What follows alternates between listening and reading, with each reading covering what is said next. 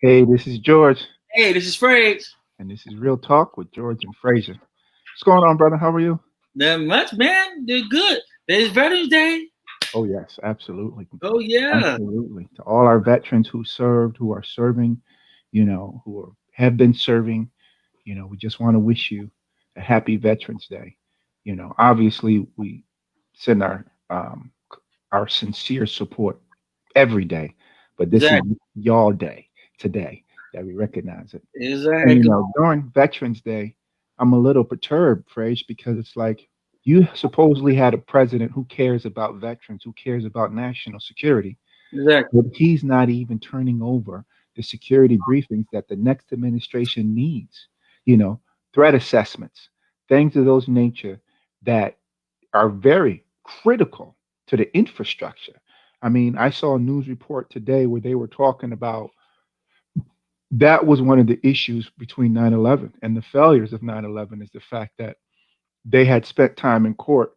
So because that happened, they didn't get all the things that they needed to have for security. So it was definitely something that was off.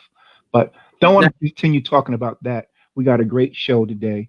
We Yeah. have model and actor Brian Rodriguez Yes. coming in. Yes. You know what I mean? Long time. And oh yeah, so he's with us right now. Let's bring him into the show. What's going on, Brian, man? how are you? Welcome to Youngsters. Real Talk. What's up, bro? How you guys doing? Doing pretty Good. Good. good. Good, man. Good, man. Good to see you. Hey, good to see you, man. I'm on the road, but we're doing it, all right? We're All doing right. it. Exactly. Yeah. So Exactly. We're on the road, but we're getting keep, it done. keep your eyes on the road for us. Keep your eyes on the road for us. No, I'm Right. not driving. I'm not Okay. driving. So yeah. Oh, okay. Good, good, good. What's going on? How's the West Coast? Man, it's good. It's good. Rainy. Yeah. Rainy. Yeah. Well, Yeah. yeah, I'm in Jersey. As you know, New Jersey. Frazier's in I'm an Hey, East Coast. okay. Frazier's in Miami. So it's That might, definitely Oh, me too. I'm in Miami too. So So you already know what I'm talking about. Then you know that rain. I'm talking about. yeah. No, it's that humidity, man. It's the weather's been raining. We just got the tropical storm like 2 days ago, but we survived. It's okay. Exactly. Exactly. cool. No big deal. What's So going on? What's Brian, going on? Yeah, just talk to give me. the fans a little bit about your bio. We read the bios on the show, but quite honestly, Frazier and I don't do justice telling people bios. So just a few minutes, tell us the fans, and the listeners who you are and what you do. All right, basically, I'm an actor. I got into Telemundo about a couple years ago here in Miami. I did a feature film. It came out in 2.5 years over there. I did shoots for different commercials, shows, a couple other films. But you learn a lot being out there, and you meet a lot of people. So I've worked with a lot of like grimy ass people, and I've worked with a lot of good people. So you meet. It's very diverse out there. So you just gotta always keep your eyes open and your head up, always. All Right. right. Well, let me follow up on that. Hmm. The industry, any type of industry that you get into, you have to actually learn the industry because a lot of times, especially in that industry, the lights, the glitz, and the glamour, everybody's really trying to find out who you know first. You know what Exactly. I mean? Yeah. And a lot of people get taken advantage of. That's how they get caught up in these management contracts. You know what I mean? That you Yes. can't get out of. Um, did you have somebody take you under your wing, or how did you start? Did you start modeling first and moving into acting, or did you start acting first and moving into modeling? Man, I wish I had somebody take me under the wing. I feel like that would be the easy way. I started on my own, man. I was working a full-time job in Miami. I was working at a Miami Children's Hospital, and I was full-time, and I wasn't happy. I wasn't happy with myself, with my life. I was in front of the computer all day. I was getting home frustrated, and I was just figuring out that it was my job. I just wasn't happy. I knew what type of talent I had and who I was, and just I was frustrated being locked up in a work environment. So I decided to quit my job, and I took acting classes on Lincoln Road in New York Film Academy. So I did about 3 months there. I got the basics down packed. But basically, man, I'm self-taught. I taught everything on my own, working with students and working with different directors and just on the streets, man, just learning on my own. I never graduated with like a master's or anything like that. Basically self-taught. So in LA, when I did the film here in Miami, the lead actor, we became really cool on set. He lived in Los Angeles at the moment, so he offered his room to me. So I was like, yeah, man, no problem. Like, I'll go and I'll stay with you. And then he wanted to move out together. He said his lease was up. So I was like, perfect. I'll give it a shot out there. And man, I was just knocking on doors as soon as I got there. Literally, he dropped me off, and I was just on receipt. I didn't even know where I was. I had no idea. I never visited LA. And I just knocked Wow. on doors, bro, different restaurants, different places, trying to get a job, trying to pay this guy that I was gonna stay with for a little bit, shoot him some bread, because Yeah. I'm not living nowhere for free. So I got hired, man. I got a lot of no's. I got a lot of people like, what the fuck, no. And then I had this one lady just like feel me out, feel my energy. She's like, yeah, man, you can work for me, no problem. It was at this veggie grill spot. And man, it was nasty working in that place, bro. It was a restaurant, but I didn't care. I just needed the bread. I needed to work and get out there. It's my second day here. Right. I'm walking around with my maleta, my suitcase and shit.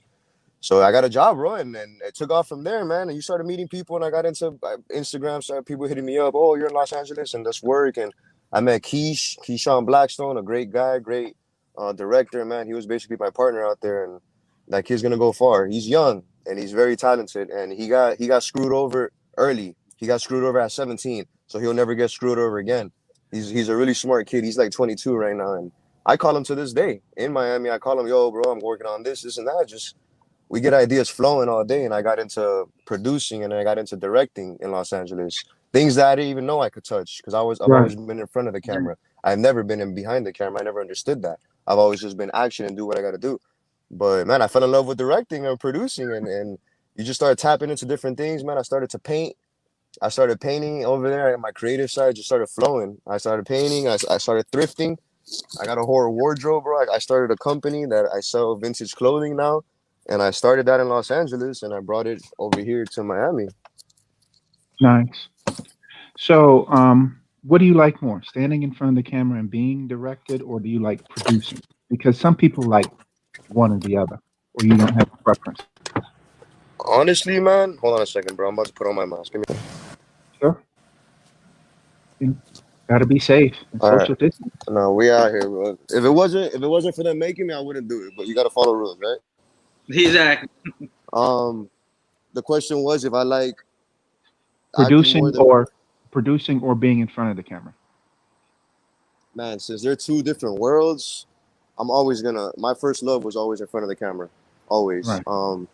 I just have an energy about me that if you draw up a character and on paper and get a paper and you get a pencil, you draw up a stick figure, you give him a name and you give him words, and I feel like it's my job to bring that guy to life, and that's what I fell in love with when I did my first film. I had the director come up to me after the premiere, and this is a tough dude. This is the man that's yelling at a whole squad. This is the man that's running the show. Right. The whole time I did this movie, it was about 6 months of filming. Me and him said a couple words to each other, literally, and it was like pointers. Yo, good job. Do this for me like this. Do that for me like this. Nothing crazy. But when he came up to me after the premiere and he pulled me to the side and he's like, look, man, honestly, he's like, you did such a great job with this character. He's like, I drew him on paper. I drew him on paper. I gave him a name and I gave him words. And he's like, it was just amazing to see him like ravel into real life. And that touched me. Like nothing compares to that. You know what I'm saying? Like the fact that you can fulfill a fantasy or fulfill just a type of drama or a type of a character. When it comes to directing and producing, that's your world that you're creating, so you Right. have full control of that. So you draw the names, you do that. But my first love will always be acting. Okay. Nice. Phrase. Yeah. So piggyback just said like in front of the camera, and was it harder to work in front of camera or was it easier to direct it? Because some people find it harder to direct versus actually acting. To be Right. honest with you, for me, directing was harder because directing you're in charge of a lot of people. When you're acting, you're just in charge of yourself, and obviously you're the character. I mean, the your partner, whoever you're interacting with during the film. But when you're directing, I felt like I directed a music video for Tamar Braxton, and man, I felt like I was kind of dealing with a bunch of kids, a bunch of dancers. They were just all over the place. I get it, you're excited and all that, but it wasn't. We had to get, me and Keish had to get it down packed and had to get it organized, so it was a bit more challenging. But the whole vision of where we want to set up people, where are these people gonna come in, the cues, the music, all that, drawing it up in your mind was fun. It was fun for me. But I would say directing's harder, man. Because you could really mess up a show, you could really Right. mess up the whole Yeah, thing if you're not doing it right. Acting as well, but you get a chance to redo it. So that's true. That's always true. That's always true. You can already do it over. Cut. Directing. Take two.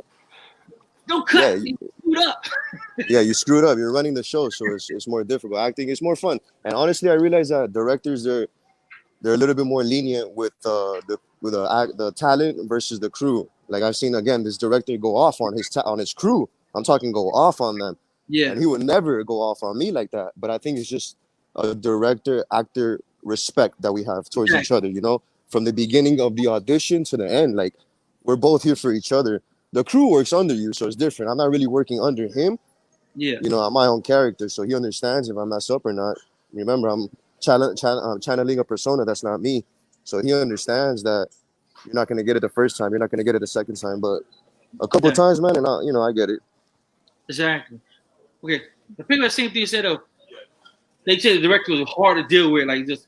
So, do you piggyback that over to when you're directing? So you more compassionate toward the actors, or are you just find yourself being just as hard on the actors because you want to get it done? You want this how it's done first time, second time, or do you give them that little leeway where let them kind of like be themselves a little bit? You know, like I them. do. I let them be themselves. Yeah, definitely, because I can relate. I was in their position as one, so I can never yell at anybody or get serious with anybody again. This is fun. Like we're blessed to be in this position. If you're directing a movie or a show or anything that has to do with the production, you're blessed. As an actor, Right. you're blessed. So there's no reason to. Yeah, I get it. Everybody has time. You're in a time limit, and there's people above you that you got to get shit done. I get it. But no, I always honestly like my best acting has come from improv. I'm a really good improv actor. So when I was doing the film, there's sometimes that I would fall off a little bit from my lines and do my own thing. But he would never get mad at me for that. If anything, later he'll tell me, "Oh, yo, don't do it like this," or "Man, I love that little thing that you did. Do it again, or add more to it." So once your idea is flowing as a creative, they listen. So I listen Right. to my talent as well because they're there. I'm looking at them from a different way. They're actually the character. So I listen to them completely. I would never shut anybody down or shut anybody's idea. They never did it to me. So I would never do that Gotcha. to anybody. So let me ask you, what do you prefer? Do you prefer comedic, drama, action? What is your style of acting? Or do you Man, do all of it? I've done them all. I've done comedy. I've done romance. I've tapped into horror. Honestly, I think I'm gonna say I'm a more of a dark actor. Um, I did a role where I was a serial killer and I had to kill this girl, whatever, and it was honestly fun to tap into, like super fun to like look at myself in the mirror and like get lost in that little rabbit hole. You don't get that like falling in love or like telling jokes or like that, nothing like Right. that. So No thrill in it. Always better play the bad guy. yeah, I'd always rather do the bad guy to be honest. Like it's more fun. There's more to play with, and my look is naturally evil anyway, so it works out Okay. well. It works out well. Okay. Okay. Does your girlfriend think that your look is naturally evil? Shit, if I had a girlfriend, I'll ask her, bro. I'll Okay. tell to I'm any just of the single ladies watching this. No, I'm just kidding. We're Yeah. gonna shout out. We're gonna shout out the social medias later. okay. Okay. Definitely. Um. So, what other projects do you have in place? Do you have a production company? Are you working on a production company, or how are you moving right now? So I moved to Miami about 3 months ago. Um, coming back from the quarantine over there, it wasn't really good in Los Angeles, so I had to make my move back home. And right now, I haven't been doing a production as well. Sorry, give me a second. Okay. I'm not really working with anybody right now or for a team. What I've been doing and what I realized the best thing for me to at the moment to do is to create my own content. Hmm. Um, YouTube, Instagram, Facebook, TikTok. I just started doing TikTok about a week ago. Like no lie, like I should have jumped on it, in March, but I started about a week ago and it's doing all right and it's fun to do because again, I love to create.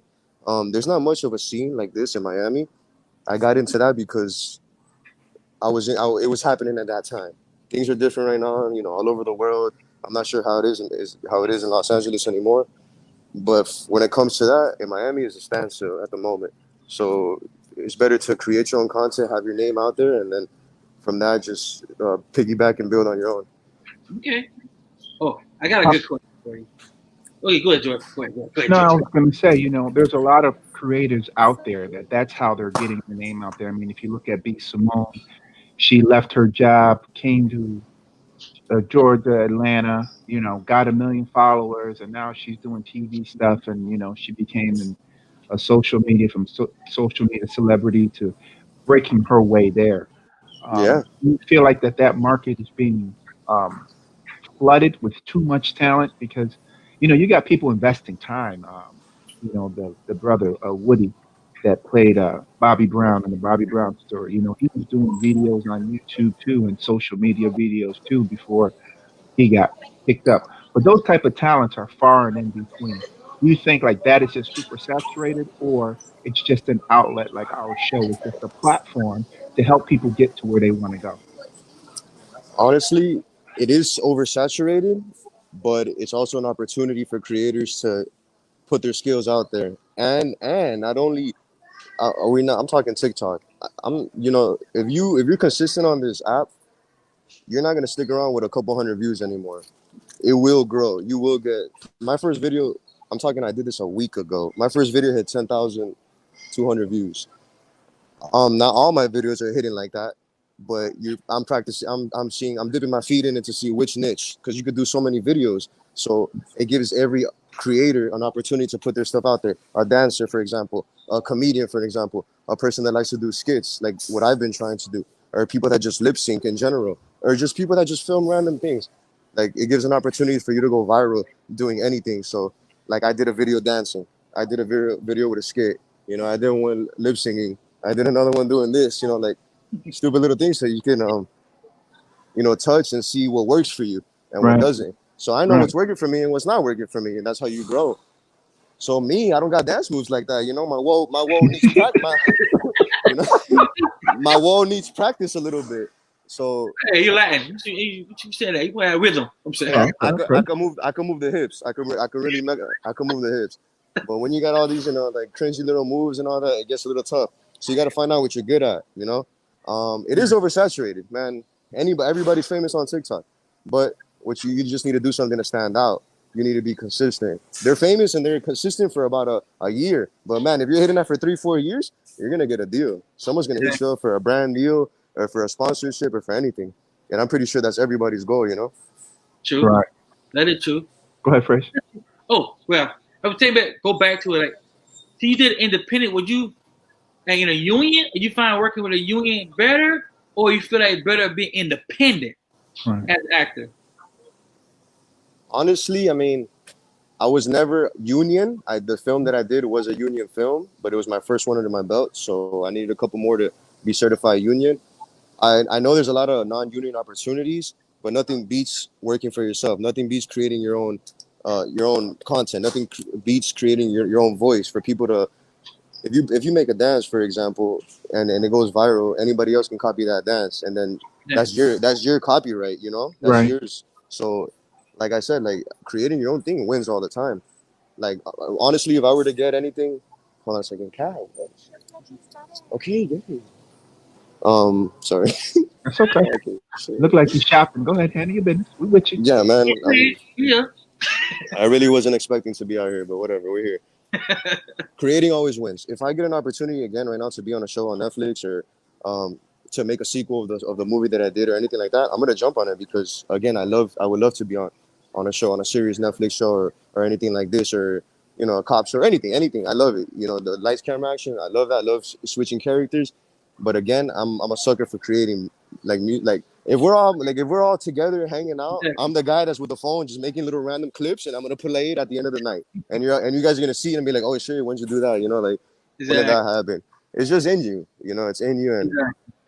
you choose whether you want to expand it or you want to just hide it to yourself. Right. Absolutely. So, with that, in using TikTok and things, do you think that well, you're too new, but a lot of people on social media get pigeonholed. So when they get picked up specifically because of this skit that they had done, and now the casting director only wants them to do that. So it limits their creativity because they were either clowning over here or they were dancing over here. You know what I mean? But like you said, maybe I just want to be here, and my real specialty is romance, and that's what I want to get into. Do you Right. think a lot of times you get pigeonholed? Because we get people of color. We always get clowned. If we're Yeah. not hemming and hawing, and we don't really get to some of the meaningful Exactly. roles that Hollywood, TV, and everybody else, the roles that we speak for, the intelligent Yeah. roles, doctors, the lawyers, the astronaut. You know what I mean? The president of the United States. We don't get those roles. In the beginning, you won't because of who you are and what your name is. Me, for an example. Once I have a name, I got work under my belt. I could play any character I want, and nobody could tell me anything. Right. You know, and that's for example, you get Justin Bieber to come in to do a film. All right, Justin, you're gonna do this, this, and this, and he says, no, I want to do this, this, and that. Who are you gonna listen to? Because he'll walk off and then you lose him. Then what? You would Right. have to recast, revamp, work around him. So it's better to always make the talent happy. Again, with a name. But if you're like a class, a low level actor, you're gonna always have to do what they say. That's why I always figured creating your own content is best because you Right. may not be happy playing that character, but you're forced to, for the whole season and maybe season two and maybe True. season three. So Right. that's when depression and all that kicks in because you're stuck in that world, you're stuck in that character, and you can't break it because you're under contract or whatever the case is. But again, with a big name and a big following, and and work, they can't tell you anything. You have opportunity to have an input or to maybe add on to this or create this or even switch up your character, and they really can't say anything. To be honest, How True. hard is it to get signed by a agent? man, it's hard because you're one fish in the sea looking for that. Looking for that. You need to stand out. I got signed in LA to an agency called Decayet Talent Agency. Supposedly it's a good agency from whoever I've talked to. But I met the guy through a friend, and he liked me, and I auditioned. And honestly, my audition wasn't even that good because I wasn't that ready. And he got me. Why? Because it was word of mouth and it was through a friend. So Exactly. just like you said, it's who knows who to bring you what. Right. If you don't know anybody, they don't care about you. If Right. you're friends with this guy at the party, guess what? All eyes on you, no matter what, until they get what you want, until they get what they want from you. And Right. I saw it a lot out there, man. And I honestly I like to keep it 1,000% always with everybody. And a lot of people are really fake. And I would go out and I'd meet people and I'd network and all that stuff. And those people didn't really catch my vibe, man. Like I couldn't relate to them. I couldn't be myself around them because I would have to be fake to get to their level. And I wasn't, and for that I wouldn't act. Like Right. Exactly. I can't do that. But so I distance myself, even though I might be missing out on opportunity to get into something. Just the fact that I can't sit there and suck it up and just get to their level. I don't know. Maybe that wasn't for me. Maybe but everything leads to everything, man. It's a big ladder. You just Right. jump and you keep climbing the ladder, and something's gonna pop up. Exactly. So ever since I moved to Miami, man, I've been blessed. I've been happy.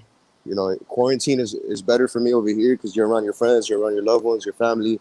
Exactly. So us as humans, we need that. I was working for 3 years straight in LA. No real friends. I had no real friends. I had two guys that I can call. Worst case scenario that I know they would pick up. Two Yeah. people, not being there for 3 years. So there's nothing like your home. So I brought my talent over here, and the best thing is there's not a lot of competition. So there's more opportunity to grow. Exactly. And when it comes to acting, when it comes to the clothes, when it comes to pretty much anything, especially here in Miami. So I'm not mad, bro. I'm not mad. I'm not sad. I'm just readjusting, just like everybody else in their life, settling in, and trying to continue what I left off. Right. Right. Exactly. Right. You're never gonna stop. You're never gonna give up. So True. That's true. Just go Oh, ahead, Fraser. got one for you. Now I know you say you didn't have really mentors or anything like that coming up, but is anybody like you look up to, like Chadwick, they look up to Disney Washington, or some people they look up to other actors, and do you have any actor that was coming up the way you came up, independent, whatever, that you kind of look up to and kind of mimic or imitate as you feel like you? yeah, man, most definitely. I can tell you my two top actors right now. I'm not sure about their story and how they came Yeah. up, but they honestly have a big inspiration to me because I've been talking about them since I was like 6 years old. When I knew what acting was, and that would have to be Adam Sandler and Jim Carrey and Okay. Nicolas Cage, man. Those three guys right there are probably the reason why I even considered getting on film. That movie Gone in 60 Seconds Yeah. was a fantasy for me as a kid. See, being stealing cars with Angelina Jolie. I was in third grade watching that shit with my mama, and wishing I was doing that, Right. like in third grade, like you're embarrassed. You're a fat little boy and you're there next to your mom and you're like, damn, I want to be boosting cars with Angelina Jolie. Like shit, man, like it's a fantasy. And I was like, this is never gonna happen. Bro, I went to LA and I was driving a Lamborghini for DJI, whipping it for a commercial. So nothing's impossible. Obviously, Right. Angelina Jolie wasn't next to me. It was some Australian dude, but he was cool. Right. Whatever. Yeah, not But like Adam, anything. I would I would have to get. I think from those three guys, I picked up a little bit of everything. I picked up maybe some comedy from Adam Sandler, maybe some facial expressions, more of his seriousness and how he plays like a little slow, a little dumb character. You know how sometimes he plays Yeah, that little slow guy. Just little things that just they stick to you, and you know how to just revamp it your own way and spit it out. Nicolas Cage's seriousness. What was the other guy? I said Jim Carrey. Obviously, his tons of faces, all his faces, and all his. He's played so many movies from The Mask to Me, Myself, and Irene, Having Fun with Dick and Jane. Like he has so many movies, but his character are very similar in all the films. So I choose like I pick from those three and I make my own. You know, Right. yeah. I never been blessed with an opportunity to be in a huge like comedic role or like a huge anything next to like a class A actor like that, but. Man, I've had some hot ass scenes, man. I've had Right. some hot, like literally hot ass scenes with girls and this and just jumping and running and shooting and just so many Hollywood things that I'm proud of doing because I Right. went out there to do. So Right. it was fun, man. I've done a lot, bro. I've like if to remember from the top of my head, I did a show called LA Undercover. That's probably the freshest thing for me. I did a scene where I'm basically a gang unit undercover officer, and I had to do a chase scene with a 17-year-old kid. And me thinking, man, I'm fit, bro. I'm athletic. I could outrun a zombie. This kid ain't going nowhere. I'm gonna jump on him. I'm gonna Right. tackle the fuck out of him, and I'm Right. gonna make this look good on camera. Man, this they said action. Homeboy was gone. I'm talking gone. I had to tell him slow down because you're burning me on camera. And it doesn't look good. I'm supposed to be right behind you. So it's just like, bro, there's so many things, man. It's fun. It's just fun, just being in that opportunity. It's always a blessing. I would always, every time I'm on set, I would always pray. I would always thank God real quick and just for blessing me. Like for Telemundo, they gave me I upgraded from being an actor with no words, like a stand-in to an actor with words. And then I went up to like level 3 and they give you your own trailer with a couch and Wi-Fi. And it's just like, what the fuck? You just like, there's different levels to it. And I Right. just, I just appreciate all that, honestly. And working Right. with the people that I've worked with, man, that aren't grimy. There's a lot of crazy talent out there. And it's funny how you could just create a movie and create a show from scratch. Like that blows my mind to this day. So, Exactly. Do Exactly. you still model? What do you, or are you just focusing on acting? man, honestly, I gained some weight over the quarantine. So the modeling went out the door for me. Come on now, you But got to take some of that chub back off now. Come Snap nah, on. back. man, we back working. We back working. I never really been a model, man. Never really considered myself to angles. But it takes lots of practice and lots of years of training. It's not like something that I just came up with. But I could do a photo shoot. What I consider myself to do more is influencing. Right. So if you have a clothing brand, I have a pretty good following on Instagram, and Yeah. I have a solid fan base. That people always write to me, and they're loyal to me. And I could put up any T-shirt, and I could probably help you sell that T-shirt just because of me wearing it. So things like that. I've got some brand deals for teeth, for hair. I cut my hair off, so there goes that. But more for like influencing versus modeling, I would say. Nice. Yeah. Nice. Gotcha. Oh, we're on spot again. Gee, we're having fun. Okay, I got one for you. If you What's had to up? pick any character, like what would be the best character you could come up with? Make one of your own, or can you pick one you've seen, or you just like you said, just mix it together, come up with someone just like ooh, the Man, you know what? I've always thought about that, man. It's funny that you asked me. If I got the opportunity to create somebody, I would probably create my own version of a Joker. oh yeah, Okay, okay. like not the traditional, not the Joker that everybody knows. It would probably be more relatable to Suicide Squad because he's more modern Yeah, and he has he has the grills and he has the jewelry and that's my favorite Joker. I don't like I haven't seen the new one and I knew yeah, that movie's badass, but between the whole era and everything, I feel like that Jared Leto was just amazing in Yeah, that movie. So I would love to create some psychotic, you know, persona that just is a lady killer, that the ladies love, but I'm just a psycho, but in a good way, not like on some crazy, not on some like weird shit, but like on some like psycho with class, exactly. You know what I was like a thinking? modern Joker from Miami or some shit. You know, I was Who gonna say would you Candyman, play, George? believe it Who or would you not. play, George? I was Uh-huh. gonna say Candyman, believe it or not. So you can Oh, flip wow. that. Oh, the You candy man, know, that's Yeah, good. yo. That's a good one. flip that. You know, Yeah, since what'd you say? You have a devious face anyway. Huh? Put a little bit of Espanol on it, man, and yeah. And flip it. That's that's true. it, the Latin Joker, And that'd Man, be so the funny. Latin Joker. definitely all good. Yeah, test spray for your kid. Yeah, hey, come on. You so quick, you don't know what happened. What happened? I know. So Yeah, man, it's Oh, fun. Just like creating, and just like you get so many ideas that the world is yours. It's just amazing. exactly. definitely agree. Well, Exactly. Brian, listen, we want to thank you for being on the show. We know that you took some time out to come talk to us. Um, definitely would like to schedule you again, man, and see what you're doing, Yeah, how everything else is going. And we just want to say thank you for coming on the show and speaking to us. bro. Thank you for having me. I would love to reschedule. Hopefully next time, I'm more put and not all over the place. But honestly, it was so much fun being on here and talking with you guys. Hit me up next time, man. I'm there for sure. Yeah, Yeah. man. I mean, don't get me wrong. We enjoyed watching you shop and everything, and all Oh, thank you. the stuff Hey, I gotta buy and stuff like that. I was like, oh, I forgot that. Okay, I got that. Boom, boom, boom. I was texting my wife, babe, don't forget to pick this up. You see what I mean? So I appreciate that. exactly. Hey, Yeah. man, I got you, man. I got you. We gotta keep it moving, bro. We gotta keep it moving. We No gotta keep it doubt. moving. So Yeah. thank All you right, guys for brother. having me, man. For Peace. real, for real. No, I Much love, appreciate guys. it. All Much right, Yeah, later, dude. better. Oh man, great guy. we get them Great. all. We get them all. Don't we shopping? Get Oh them man, all please. raining. That's what this show is about, and that's what this show is supposed to be about. It's Oh not man, supposed to be that serious, but I'm glad this brother's out there grinding, man, and being able to exactly, show the fans the hard work that it takes to go ahead and do what you want to do, and be your own boss. Be your own exactly, boss. Don't be beholden to uh, what Hollywood prescribes you that you have to be. You know, exactly, we've been caught in that twilight zone for generations and generations, and it's simply because of social media that we've been able to branch out and be creators. exactly, Even this podcast here, who would have thought that you could do something like this? exactly. You're right. Moment, like you say, thought of the dream, piece of paper. Oh, I want to do this. I want to do that.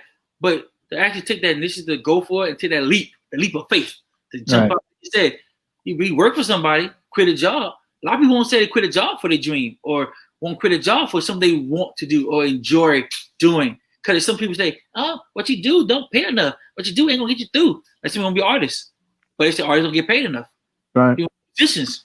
But they say since social media came about, things have changed now. Now the artists have a place to put his work, a place to exhibit his work now. Then now that musicians have a way to get people to see over the world versus just a few people locally playing local bars and stuff. So I mean, I think social media have a good part in how people being creative, more creative now, and allowing the creativity to actually manifest. right. Because before you couldn't, because you had no way to do it, no platform. You had to go who you know, where you know, like you say. Like pick up what you said, George. Like who you know. Like, do I know the person get me on this spot? Do I know the person get me in this club to play the band? So it plays a big part in how you make your decision on what you will do with your life. Do you want to take that risk, take a chance of failing? And they say people fail a lot, but like you say, he had a lot of no's before he had a lot of yeses. Yeah, I mean, but that's what everything. If you're not failing, you're not learning. Okay, Exactly. that's specific to anything that you touch. If you're not failing, you're not learning. Okay, you look at. Let's go to sports. Okay, we're going to be talking about sports anyway, so this would be a good way to transition Exactly. into that. All right, fighters that are successful with one or two moves, what happens? They keep performing those things until they get to somebody that negates their moves. And so what happens? Because they don't have anything else in their tool belt to use, a lot of time they lose. Look at Ronda Rousey. I said Exactly. it from the time she started fighting. Okay. She's not a striker. She's a great Exactly. grappler, but she's not a striker because she's not a striker and she doesn't know how to strike, when somebody starts touching her and touching her up, she's going to panic. Okay? That's how they're going to beat her. From my Exactly. mouth to God's ear. Even though it took time for that to happen, every time she's fought a real striker, she's lost. And the last striker that she fought retired. She ain't been back in the cage since. Exactly. Same But thing. like you say, you go like you say though. You have to. I think being a fighter is more well-rounded. You can't just come in with one technique and expect it to work all the way through. It's not going Well, to. It's not. it worked for her. I think she won 14 fights with an armbar, if you remember that. Okay, from when she Yeah, started all the way up, she won 14 straight fights in a row with an armbar. Until she got a little bit more. And same thing with Brock Lesnar. Brock Lesnar was a great wrestler. exactly. I said it before. Brock Lesnar is not a striker. When he came to the USC, Dana White gave him, I think, almost a year, 2 years to get his striking game together. If you remember when he fought Shane Carwin, if Shane Carwin didn't run out of gas and he had something cardiovascular happening to him, Exactly. he didn't run out of gas, he would have beat Brock Lesnar. Okay? Exactly. And sure as I'm sitting here talking to you, when Brock Lesnar fought a real striker and Cain Velasquez, what happened? He crumbled. Exactly. But Crumbled. look at Kimbo Spice. Kimbo, he was a great striker. Standing toe to toe with him, you are not going to beat him. Right. Now, grappling, he had a problem with. That's you know, people start taking him to the ground more, because they could not take his stand-up striking ability. That's right. I tell him, like, if you would have had a better coach to teach him grappling better, I believe. And I'm not saying it was great fighters. There's a lot of great fighters there, but he could have been one of the few great fighters out there because the fact of the matter, his striking ability was so fierce to people want to take him down. Now you get where you want him to. So now you either want to stand up to you or try to take him down. But now I'm both. Now I'm balanced. That's why I say like Ellison Silva. He's balanced. He's balanced. If you look at, he's balanced. You can't go low, he'll hit your knee. You go high, he can grab you. Right. He'll strike you. But he proved that a balanced fighter can be very dominant in a ring because the fact of the matter, he's not just one way. He's not one dimensional. He's not just a great striker. He's not just a great grappler. You know, he's a little bit of both. I mean, like you see him in the ring, you go, what am I gonna do? Oh yeah. Toe or try to take him down. Right. Choose your poison. You know. Well, Frazier, speaking about in the ring, we got two fighters that are coming back. Supposedly they're retired. So now all of a sudden now they're coming back. Floyd Mayweather, is planning a return in 2021, and Conor McGregor just got booked for a fight in the UFC. And my whole thing with that is, how do I say this? Conor McGregor for me is just about media. How much media can he get? I think so.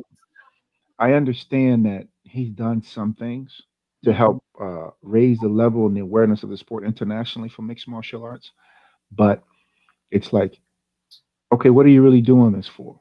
He announced his retirement, so everybody in the news can say he retired, and then not only 6 months later, 9 months later, he all of a sudden he's booked for another fight. Exactly. You know what I mean? And booked for a fight with a guy that he beat already, and Dustin Poirier. Now that's great for Poirier because Poirier now has an opportunity to avenge that loss. But on the flip side of that, it's just like, okay, is that a fight I really want to pay and see?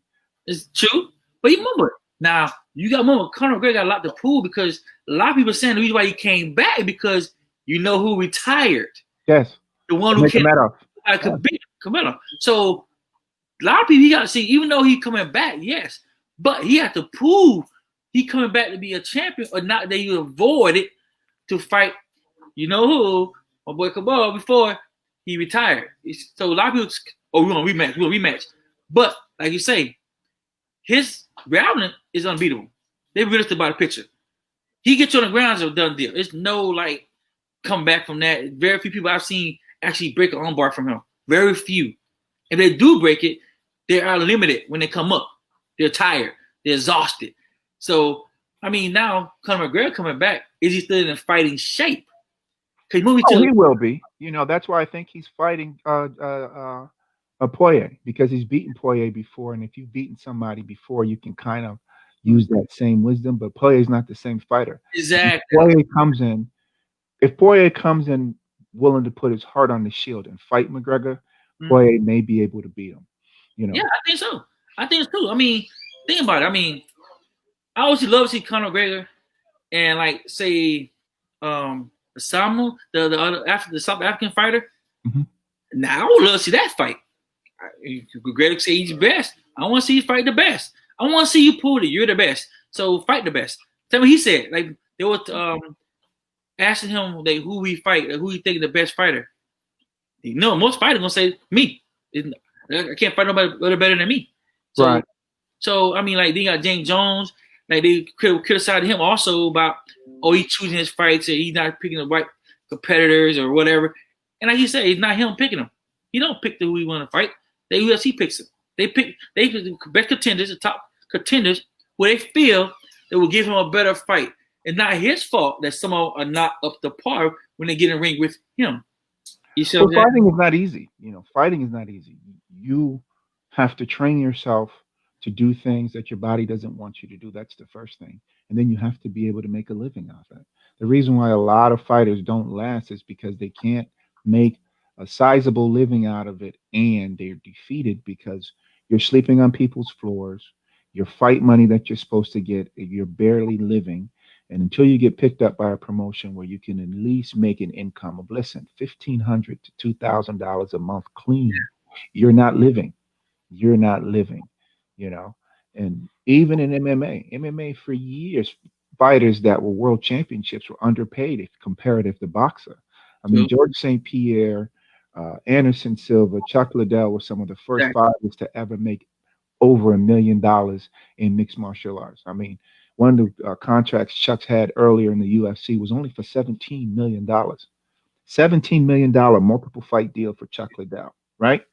Exactly. Comparable to boxing, that was one fighter's boxing purse, $17 million. Exactly.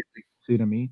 So they were very, very, very underpaid. But even in boxing, Floyd Mayweather's coming back. Switching gears, the reason why I think Floyd is coming back is because Floyd needs capital. He needs cash.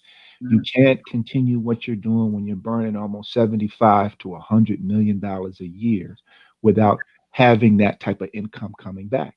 Now, Exactly. two questions.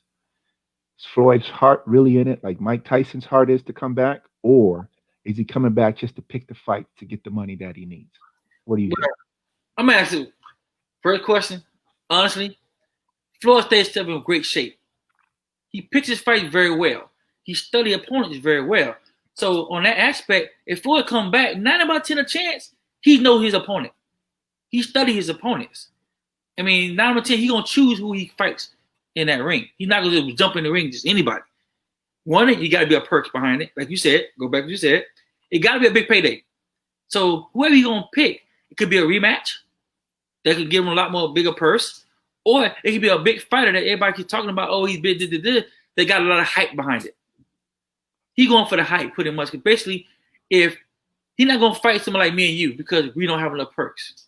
Right. He may be good, may give him a good run, but we're not big enough for him. You see, for him to come back out of retirement to fight, it's gonna be a big purse. See, that's the thing. It is who we fight. That's the whole key. Who would he fight to come back? And then or what do you think about either going upper class? Because when he dominated one class, we think he might go up class. I mean, what do you think about that? No, no. You think Floyd so? Mayweather had the opportunity to go up in weight. And he had the opportunity to go up in weight. If you remember when Manny Pacquiao fought Margarito, Manny Pacquiao went up in weight. But what did Manny say? Manny said, yeah, he hit me with some punches that really, really, really hurt. And Yeah, that's when I got on my bike. Okay. But Manny Pacquiao beat Margarito with skill to finish him in that particular fight.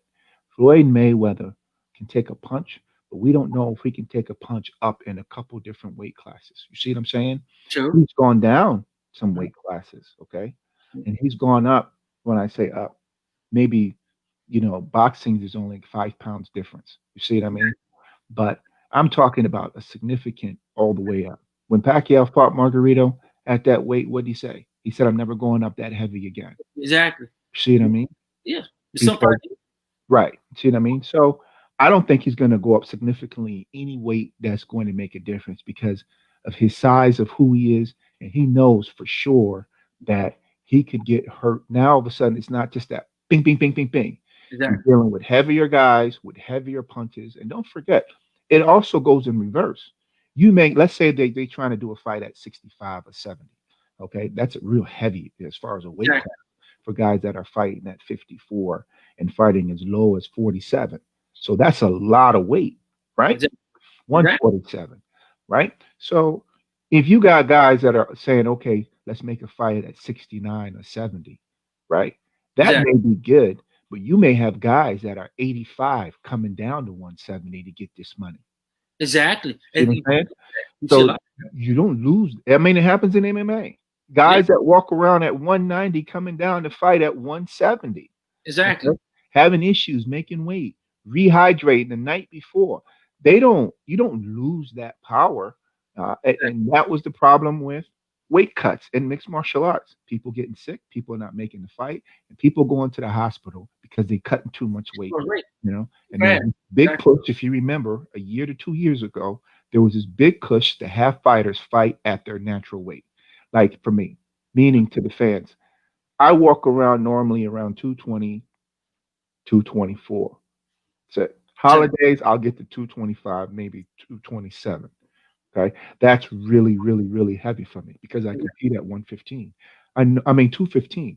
I normally really stay around 220. But in the holidays, I fluctuate between 5 and 7 pounds from Exactly. 220. See what I mean? I know my weight because why do I stay within that 5 pound range of 215? Mhm. Because it's always easy for me to lose that five for anything else that I want to do. I'm not competing nationally or internationally anymore. But if I want to jump into a local tournament for show one of my students that I can still Exactly. compete in my 40s, this, that, and the third, or my children who've never seen me compete, I'll just do something local. I know I can move those 5 pounds quickly. See what I mean? That is true. But see, on my end, it's different. See, me, I'd be more of a heavyweight. Regardless how I look at it, I'd be more of a heavyweight. And my thing is, me fluctuate weight wise, like you say, I could be me. I fluctuate the weight. I carry pretty weight, so I can weigh 300 pounds, but it look like I'm 250. Right. Or if I'm weighing 250, I'm like a little smaller. So that's why I try to stay within like maybe the 1, 2, 20. And now I'm overweight, but I still maintain the same speed I would have if I was still smaller. Right. Give me an advantage where versus the person at my weight, maybe they think a little slow, which is a false statement. Right. When I start, let's say I want to do a competition, right? I can go heavyweight because fat heavyweight, but even then I'll still be under what they consider heavyweight because heavyweight considered 320, 315, give or take. I'm still around 280, 286. So I still had to gain a little more weight, even make the weight to compete in the heavyweights. You see what I'm saying? And as you see now, like have you seen now some heavyweights look different compared to heavyweights back in the older days. What heavyweight back then was ripped. Now Right. it's more like, well, what the hey, what happened, bro? Yeah. Like, Natural body structures. like Right. now you see more of the natural of them versus the Posada, where the guy all ripped and look got beyond recognition. Look at like Holyfield. Holyfield the heavyweight, but look at heavyweight. Holyfield heavyweight versus modern day heavyweight. Yeah. You know what I'm saying? And then go back, piggyback what you said, Mike Tyson. He's coming back. He's like what 50 something, but guess what? He's already at what maybe two like what about 260 give or take. Look at him Mike 267. Tyson. Mike Tyson fought. Mike Tyson was 227, 230, 235, fighting guys at 260, Exactly. 275, this, that, and the third because of his size. You see what I'm saying? Exactly. And at 50 years old, he's still humming around there, 220, Exactly. 225, and he's training. And a dangerous fighter is a guy who has his mind right, who can actually focus on what he wants to do. Because if he can focus on that and block everything else out, or he doesn't have the stresses of life compounding on him, he's going to perform better because his mind can think two things and relax. Okay, Exactly. the relaxation that gives you that ability to perform. It's the relaxation that gives you that ability to see. Because when you're not panicking, you can see that. Oh, here it comes. Cross, Exactly. slip right underneath, ping, ping, ping, slip back. See what Exactly. I'm saying? And, Exactly. and that's what makes it dangerous. But like I was saying, back to Floyd, you may have guys at 85 coming down to fight at 170, Exactly. 69. And It's he's true. definitely not doing that. But you gotta remember though, moment he considered one of the best defensive fighters that fight now. I'm not disagreeing, Frage. What I'm telling you is at that particular weight, okay, you got a guy at 85 coming to fight at 69 or 70.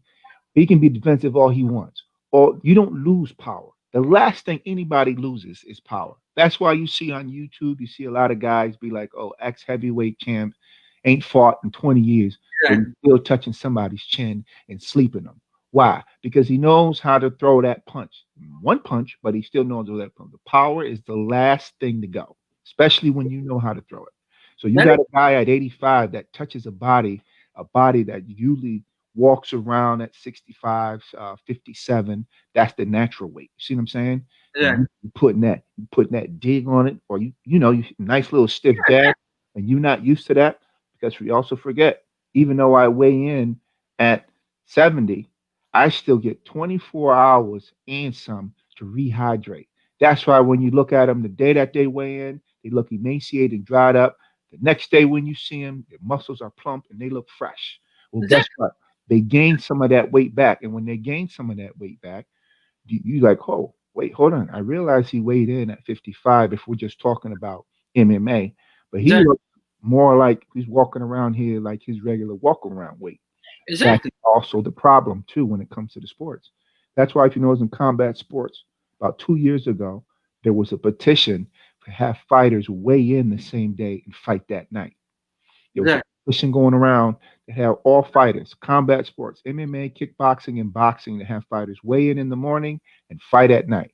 See what I'm saying? To Exactly. alleviate that problem of weight, to alleviate that problem of that 24-hour growth period, they used to call it, and all those Exactly. other things.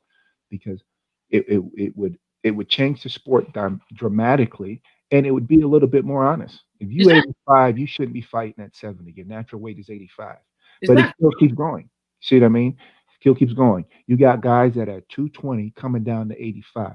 You got guys that are 265 fighting at 205. You see what I'm saying? And You're right. vice versa. And only the guys that fought heavyweight were the guys that couldn't get down past two. Like if you was 300, you're not going to fight at 205. So I'm gonna fight at 65. You see what I'm Exactly. saying? And that's how that went. So But that's yeah, true. Well, very piggyback exactly said two fight. I want to say two fight. I was talking about Barber and Tyson Fury. You saw that fight, right? And you see both of them. Now go back. You say we said Barber the second fight actually actually dropped weight versus the first time they actually fought. right. Tyson actually little stay the same a little bit, but gained a little bit. Not a lot, but he gained a little bit. But you can see the all balance in the fighting technique from you see the first fight where he was more competitive hmm versus the second fight he feel a little sluggish. His punches wasn't as striking as it was the first fight. It wasn't Tyson was keying on certain things in the first fight and was tagging him more. It's like seemed like with I think when you first with the weight, also lighten your jaw, making your jaw a little more glassier than normal. Because you notice he took hits that the first fight he took. He didn't take very well the second fight. I right. mean, he didn't take well the second fight.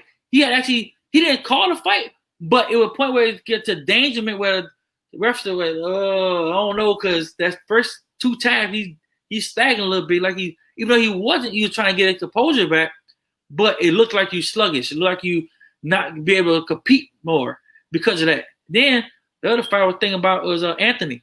When he the first minute fight, the first fight he said he was a little heavy. Right. So and he said why he lost. He was a little sluggish. So why he won this. The second fight he lost weight. He toned up better. He worked out a little better. And you see, it went a little opposite of what the first fight went. His punches seemed more accurate. His punches was more actually contacting more. He wasn't throwing punches wildly because he was getting tired all the time. He was more energetic than he was the first fight. Right. So you get two odds. Some people can take weight loss better than others based on their training and nutrition, diet plans, but some don't always have. So I mean, like for instance, like you say, go back to what you say. Some fighters have to learn to control the height, the weight, the power, and know what they can do. You know you can't operate at a higher weight, but you normally at 125 and they want to fight at 200. That's a big difference. Right. A lot of weight you're carrying. You may lose. You gotta be able to compensate for that speed loss or accuracy in the punching loss, or your shoulder drops more because you're heavier now. You know, the glove is not. Like let's say the glove weight also fluctuate too. Some of you just if you heavier, some of you lighter glove. Some people smaller, the heavier gloves. So and mean impact is different. How I look at impact is different, but it Oh just yeah. doesn't change. Yeah, absolutely. Impact is definitely different. If you're kicking, it's trembling shock. If Mhm. you're punching, you know, it's a lot stiffer. And if you're throwing knees and elbows, it's debilitating, Exactly. depending on what sport really that you're in. But that's where I really feel like the regulation really needs to be. So a lot of fighters don't get hurt, is there needs to be an honest weight throughout the entire combat sport process, boxing, kickboxing, MMA. You need to have fighters really fighting at their walk around weight or 5 pounds up or 5 pounds down from their walk Exactly. around weight. You see what I mean? To really make all these sports safe. I mean, That's I true. I appreciated the argument of weigh-ins on the same days and fighting at night. I loved it, and the reason why I loved it is because, like I said, it would make everybody honest, and you would have a full day event. Imagine going into weigh-ins at 10 o'clock in the morning, going to get lunch, hanging out with your boys, Exactly. going back to getting the early dinner, then going back to the arena at night to watch the fight. Exactly. All one day, not 2 days, not the whole weekend. You see Exactly. what I mean? Saturday morning they weigh in, Saturday night they fight. Because Exactly. normally, if it's a main event fight, that fight is not going to happen. The main event card normally doesn't happen until 9, 10 o'clock anyway, Exactly. until 2 o'clock in the morning. See what I mean? Exactly. A lot of commissions didn't do it. The reason why a lot of commissions didn't do it because the organizations fought against that. They made it a day event for the day and the days before. They made it, you know what I mean? And the Exactly. fight, and also to some credit, they were talking about fighters' safety because they just figured fighters would be hard headed and Yeah. say, okay, they're still going to be doing the same cutting routine, so they're not going to have enough time to Exactly. dehydrate the night of the fight. And so Well, that's why they didn't do it. I mean, I think one of the reasons why. Another reason why promotion, money wise. Yeah. 24 hours give extra 24 hours to promote. Yep. And so they don't want to give up that extra 24 hours time span to promote, get extra pay-per-view viewers, get extra income coming in. Because remember, most of the sponsors usually come day of. I didn't know that till our article says a lot of sponsors come day of the fights. So like, a lot of sponsors come in piggyback off the big sponsors. Hey, can I get in here? Can I get in here? So they don't want to lose that money there. So it's also a business aspect of it too, and also safety of the fighters also. Because you still want to make sure that fighter be able to fight that fight, Right. and Right. also too make sure he didn't get no injuries of day of the fight. Like I agree with you on the one part of it too. Also, if you weigh in the same day of the fight and fight the same day, you liberate the chance of the person get injured. Who say he go out, hang with the boys one day, slip and fall, and crack and twist ankle, or God forbid he get bumped and dislocate a shoulder or something. Not if fight got to be postponed because the fact of the matter is, the fighter capable of fighting. He's not up to 100%. You know, so I mean, a lot Right. of factors on the fact that he could argue that 24-hour layover or take away the 24 hours and fight because, but I mean, depending on how you argue it, how you present the Yeah. case. You had a lot of people in the sports media, including myself, who had opinions about it, but it's always been that way in the fight game. A lot of times, unless they're fighting on Friday night, if it's a Saturday night fight, you have Friday for weigh-ins, and you have Saturday, and then you have Sunday to go home and recover. So because it's always been like that, they're really not going to change. But we only have like a minute left. We want to thank Brian for coming in. Exactly. We want to thank our dating coach, you know, uh, for But yeah, one Brian, day show. Oh yeah, check that show out. Very deep conversation, very positive brother doing positive things, you know, helping people deal with a lot of different things in relationship building. Tomorrow's show, we have a coach who literally is fighting for his kids, and exactly, we all have a soft spot for that because we're all instructors here and coaches and coaching exactly. youth. So I'm definitely excited to speak to Derek Lister Let's tomorrow. yeah. Derek Lester, we have him on the show and really be able to hear his story. So once again, thanks for listening to the show. Hey, this is George, Hey, this is Frazier. and this is Real Talk with George and Fraser. Peace. Peace.